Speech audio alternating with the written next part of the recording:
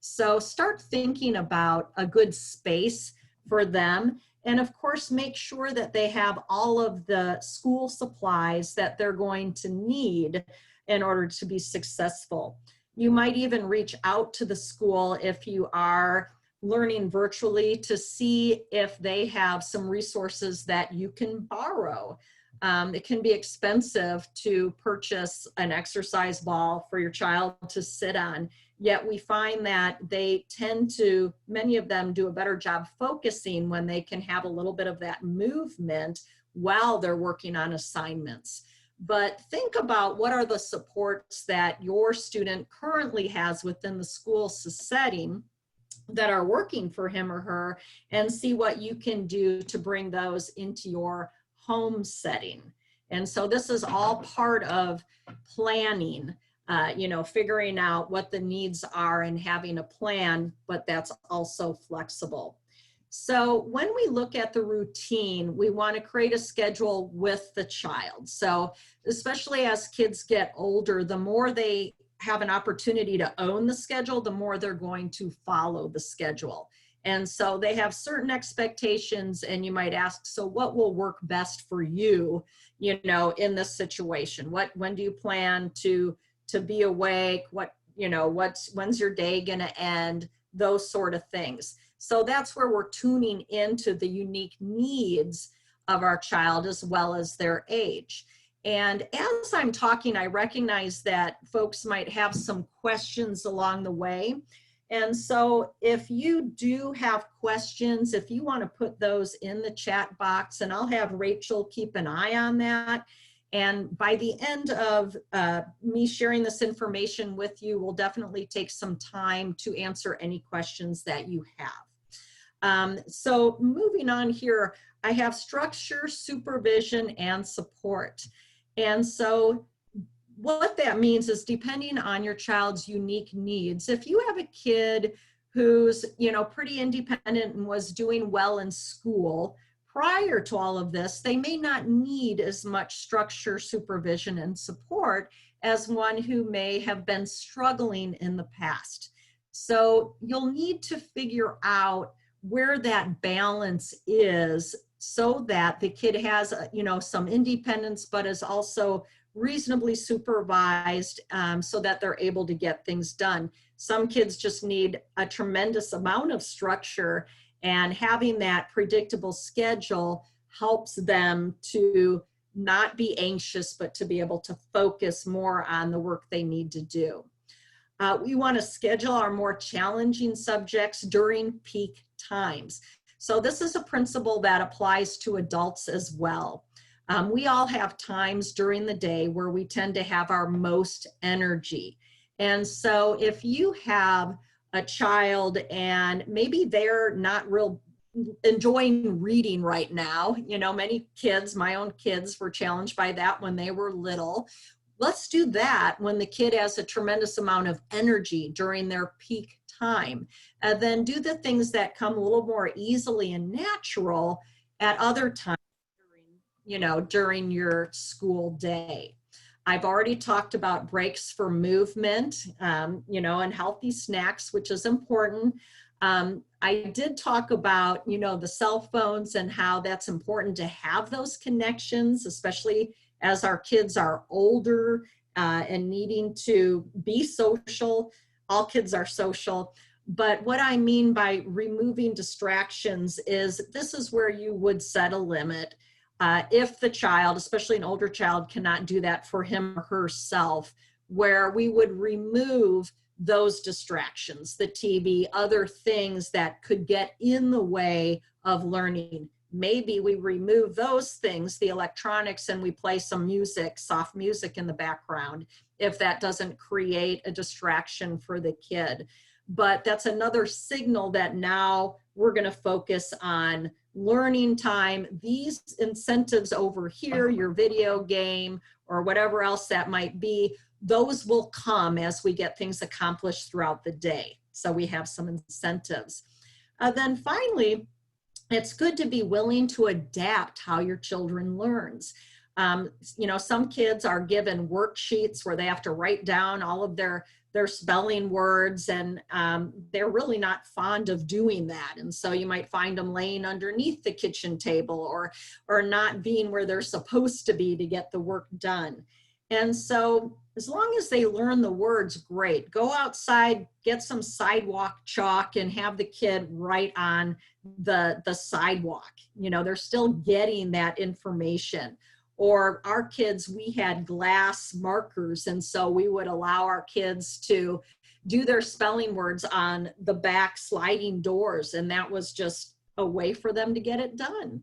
And so it's okay to think outside of the box and to mix things up.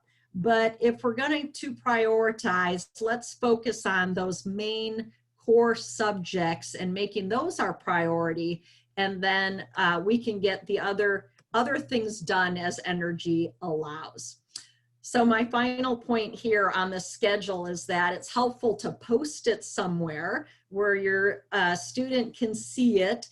And I want you to help your kids to develop good school-home balance by, once school time is over, let them focus on personal time and doing the things that bring them enjoyment. And so we don't want to bring up school once the school day is over.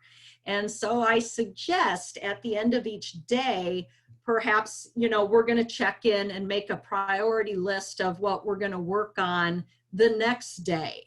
And we're going to look at focusing on the things that went well, what your kid did right. It could be things as little as being there to, being on time and sticking with their schedule and getting things done. It's so important to think of those incentives as well. Now, I love this. Sometimes these get stuck. And so here we go. So when you're getting your child ready, I did want to I don't know where everyone is tuning in from to listen to this webinar, but some of the workshops here locally, resources would be Lee Summit Social Services. I know Coldwater of Lee Summit, Abundant Life Church, that many organizations have resources that can help and assist you if there are school supplies that you need.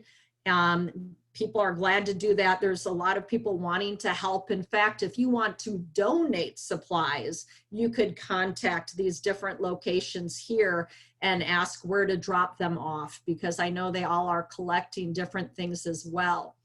If you have an internet issue, this is where it would be best to connect with your child's school. And so you might start with the building administrator there, or anyone that you know that could help you make that connection, so that you have the internet, as obviously if you're needing to have studying taking place at home. And so it's all about planning ahead with whatever information you have at that time, and really being realistic in terms of, what we're going to accomplish this year. And so how do you stay motivated? So as we wrap up this webinar today, I think it's important to prioritize your goals. So an example of that would be the turning in all of your assignments, doing your personal best, focusing on the core subjects like reading and writing, and math, because so many things come from the knowledge and the written and writing communications. Focusing on what your student is doing right, what you are doing right, and allowing them learn from any mistakes that are made. So we want to spotlight the positive and know that we are going to we're going to mess up along the way, and that's okay. That's just part of learning. That's why we're taking at least 2 weeks to figure out these different learning platforms, because we know it's going to take time. Another one, and this is important, and that is to think about, what is your child motivated by?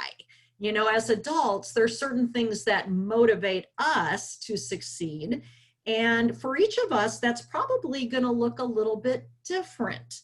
And so one way that is known to help motivate folks is to visually track success towards goals.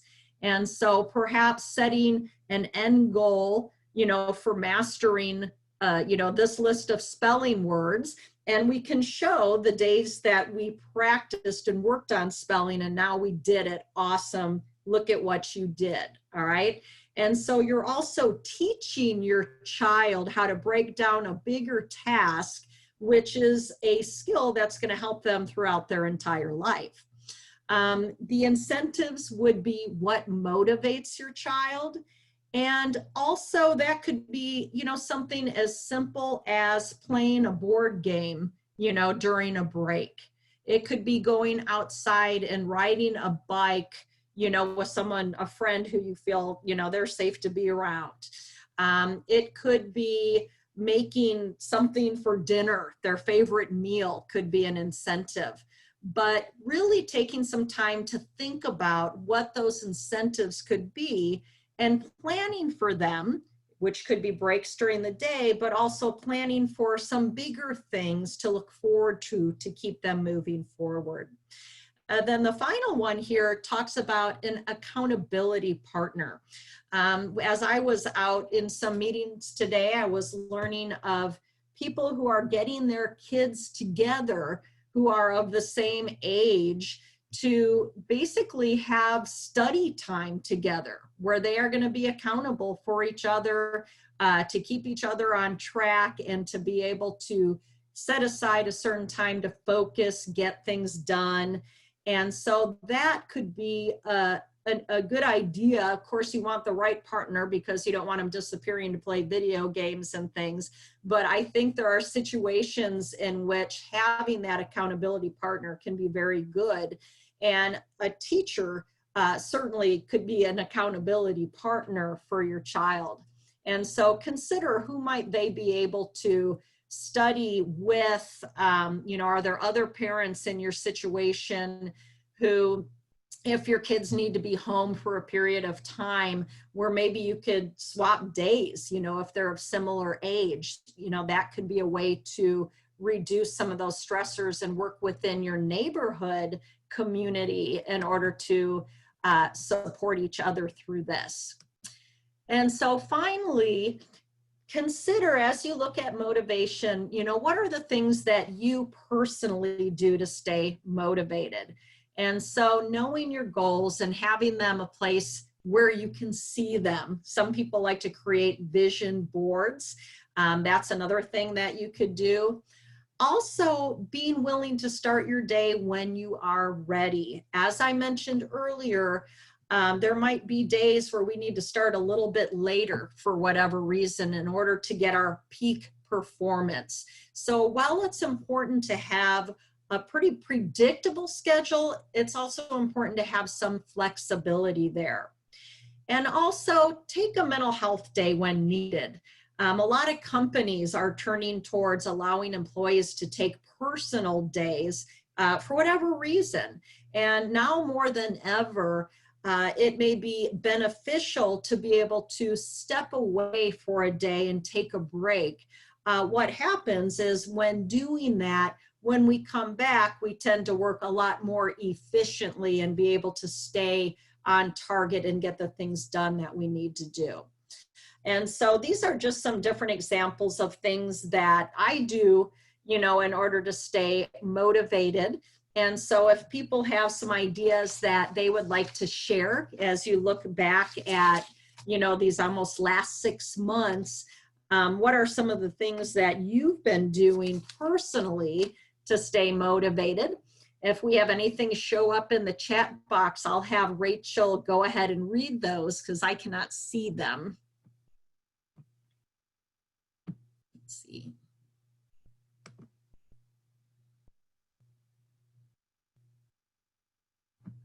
Okay, so I'm able to look in this now. I'm not really seeing anything here.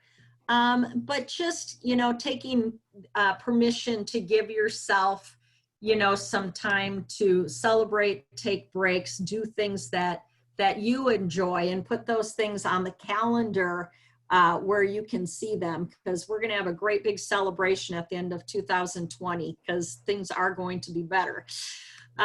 Finally, here are some different resources for you.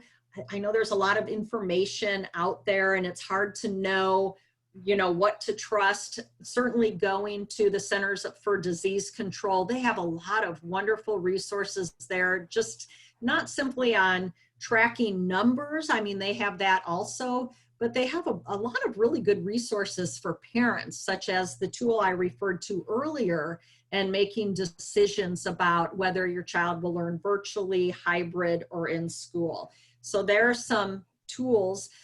Jackson County Health Department is another one. If you're looking for information on technology, because our kids on average are spending even more time on technology, you want to know what TikTok is, how you too can become famous. Get on Common Sense Media, because they've got some great resources to give you ideas on what those things are, as well as information on different movies and things that you can use as a celebration in your home, a family night, movie night, and they'll have some good ideas there. And then finally, the last two would be the Child Mind Institute. And so we know this is having an impact on our kids as well as our own mental health and wellness. And so they have just mental health professionals that provide a lot of helpful information and tips for parents. So tap into that, and Operation Parent, again, is another one. So I want to thank everyone for joining the discussion today. This is something that we plan to continue each month, and Rachel will talk to you about our next webinar that will take place in September. But I did want to pause for a minute to see if there are any questions that anyone has before I, turn things over to Rachel. I also want to encourage you to go to the Lee Summit Cares website, because in addition to these webinars, we are going to be offering the popular Love and Logic parenting classes online beginning in October. And so that's something that you can participate in from the comfort of your home, should you want to join us. So we'll have some information on the website there as well. Rachel. All right, thank you, Carrie. Thank you to everyone for joining us. Make sure you save the date for our next monthly webinar. That will be with special guest Victoria Schmoose from Mothers Against Destructive Decisions. That will be held on September 15th at 4 p.m. And Victoria will be presenting MAD's Power of Parents program. This program empowers parents of middle school and high school students to have ongoing, intentional conversations about the dangers and consequences of underage drinking. We will send out a link for you to pre-register tomorrow.